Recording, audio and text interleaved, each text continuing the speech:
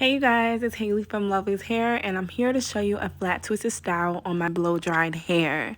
The first product I'm using is my Twist and Lock gel from Influence, the It's Natural line. I get some of that gel, I just rub it into my edges just to make it lay down, behave. And once that's done, I get the end of my rat tail comb and I start to create my parting. Now my parting, I use my mirror to kind of help me to see, but it's kind of like a feel for it kind of thing. And once you get your parting down, you use your fingers to start your flat twist. Now, flat twist kind of remind me of a cornrow, but just with two strands. So I'm going to slow it down so you guys can get a better view of what I'm doing. So I'm getting two strands of hair, gripping it with my pointer finger, using my finger to smooth the strand down. And with my opposite finger, I'm gripping the strand underneath it as I pull the one that I just sectioned over top of that. So it's like a transfer with your pointer fingers from one strand or one section moving under the other. So as you can see, my finger is smoothing the hair down as I grip with my pointer fingers a section of hair that is twisting on top of another. I can't find a real simple way to explain it, y'all, but practice makes perfect. Keep doing it and you'll get the hang of it. After I'm done with the twist, I put a little twist and lock gel on the ends to secure it and move right along. So my next twist, I'm going to part using my rat tail again, just getting that part as straight as possible with the end of my rat tail comb, sectioning my hair off with a scrunchie, and using that twist and lock gel again to kind of lay my hair down. And then I go ahead and do that same process to flat twist the front of my hair. Now I'm using the gel on the ends, of course, like I said, just to secure it. It's going to puff out, as you can see it already did, which is a good thing. When your hair gets a little puffy, it's just going to give you more fullness in the front. So I'm laying my edges with the Twist and Lock gel, and I'm using this Shea Butter Moisture Lock product to work through the ends of my hair so it's more moist and not dry and brittle as I twist. So the same process, I'm using my pointer fingers to twist one section of hair over the next until we get a flat twist. Having nails definitely helps, if you ask me, with this process. But I am twisting until I get to the ends and adding a little twist and lock gel on the end to kind of give that a nice seal at the bottom. I'm not putting it on the midsection, only the ends, just so it has that seal. And you see me kind of positioning it where I want it to be, just to preview how I'm going to end up doing this style. So I'm just going to keep this process going, y'all. The biggest thing with flat twisting is taking your time. Don't rush through it. And also use the consistent amount of hair per section that you're grabbing when you flat twist. And that's going to really help to make sure it's neat. For me, that's been the major key. There's no real way to learn it but through practice. So just take your time. Don't be hard on yourself. And it'll get easier the more you do it. With this style, I'm using like my bathroom mirror to help me to see what I'm doing. If you don't have a bathroom mirror, then you can kind of just wing it or get another mirror next to you to kind of help. I'm using that Shea Butter Moisture Lock again on my ends just to kind of keep the hair moist. So during this flat twisting process, my hair isn't getting ripped or broken at all. So you can see I'm getting a section of two strands to kind of start that flat twist again, making sure that there's nothing in the way of me getting it to look how I want it. So I'm kind of cleaning up the parting just so it kind of looks neat and doesn't look crazy. And once I get that parting how I want it, I'm re-sectioning my hair out the way so I can control my section. So again, I'm using the two strands, twisting one over the other, using my pointer fingers to direct me. And we are moving down the head. So we're like almost more than halfway through. And we're flat twisting until we get to the very end. And when you're doing this part, you don't have to worry about the hair being really tight. It can be a little loose because the goal is to have volume for this style. You don't want the twist to look super skinny. The only area that you want to put that gel is on the ends because you want to lock it in.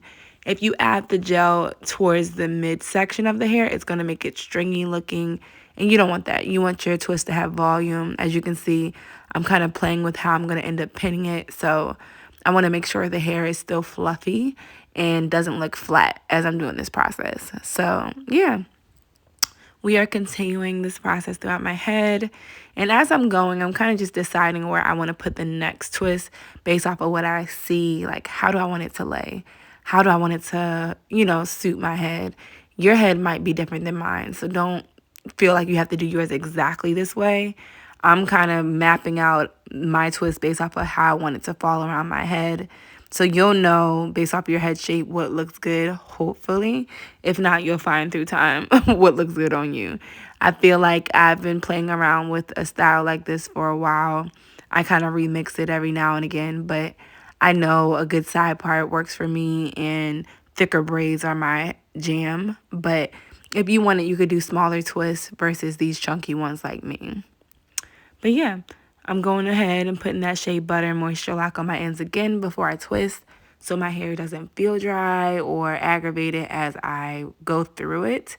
The last thing you want is dry hair that you're twisting because first and foremost, you're probably going to snag and rip through it more. And secondly, if your hair is going to be in the style for more than 2 days, you don't want your hair being dry for a long period of time. So make sure you put some moisturizer on it before you start doing this style. Okay, y'all? So I'm just going to keep this process going. I'm checking how I want to add this hair into the twist. This is just me kind of playing around just to figure out what I like.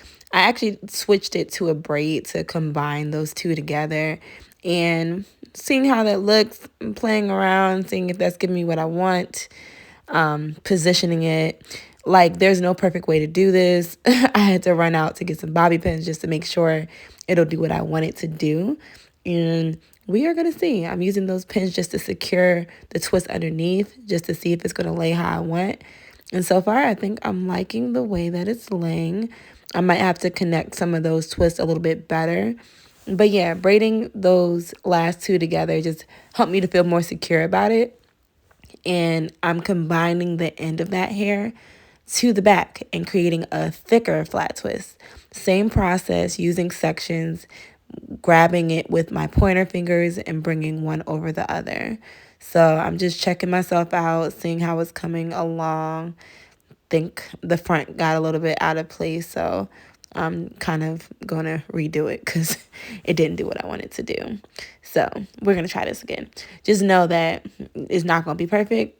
Just get it as good as you want it. So for me, I'm like, let me just restart this side again. So I didn't take it all the way out, but just a little bit to get a better grip of how it's falling, and still taking those two twists, one after the other, flat twisting it until it's completely done. And I'm actually adding the twist from the original first one. Didn't look like it latched on, so I am just going to get a little twist and lock gel to secure the end. And once that end is secure, I'm planning on how I want to pin it. I'm thinking like what's going to look good, what's going to, cover well. And I'm getting some hairpins to kind of secure that in. The hairpin is going like up and under just to make sure it's not showing. If you look at a previous one of my videos, I show you an easy way to pin the ends, but right now I'm kind of just pinning where it feels like it needs to be closer together or just tighter so it doesn't fall apart. So pinning is something that is like, it's a per person thing. Everyone does it different. I'm using hairpins just to kind of connect these twists so they're not separate from another, but kind of touching each other. When I get to the front, you'll be able to see what I mean a little bit better. But just know your pinning will vary depending on, first off, what you're using, hairpins or bobby pins. For this kind of style, I like the hairpins, which are wide open instead of closed. But we got it done. Here's the front. You can see them twists, and this is the back and how we got our finished result. So if you like this, definitely make sure you subscribe, comment, and share this with a girlfriend who needs an easy natural hair up to that takes about 10 minutes. So yeah, y'all.